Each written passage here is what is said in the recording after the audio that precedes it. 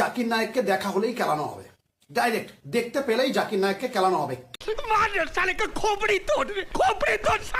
ওই ইসলাম বিদ্বেষী বলছে যে জাকির নায়েককে মানে দেখলেই কেলানো হবে। তো কেন কেলানো হবে, চলুন তার মুখ থেকে শুনে আসি। এই ডক্টর জাকির নায়েক শুধুমাত্র ভাই মুসলমান ধর্মকে প্রচার করে আর मुंह से सुपारी निकाल के बात कर रहे बाबा। তো কেন কেলানো হবে, তিনি বললেন যে সে শুধু ইসলাম ধর্মের কথা বলে, কোরআন এবং ইসলামের কথা বলে, এই জন্য তার কেলানো হবে। তা ভাই তার ধর্ম সে প্রচার করবে না, ইসলামের কথা মানুষের সামনে বলবে না, তোর ধর্ম তুই প্রচার করবে না, তোকে কে বাধা দিয়েছে? তোর ধর্ম তুই প্রচার করবি, তোকে কি বাধা দিয়েছে? তা তার ধর্ম সে ইসলামে জন্মগ্রহণ করেছে, সে মুসলিম, তাই ইসলামকে সে প্রচার করবে না? আশ্চর্য ব্যাপার তো। বল তোদের ফাটছে, সে ইসলাম এবং অন্যান্য ধর্মগ্রন্থে কি আছে সেই সত্যটা মানুষের সামনে তুলে ধরছে বলে তোদের মতো কিছু উগ্রত্ব হিন্দুত্ববাদীদের ফাটছে।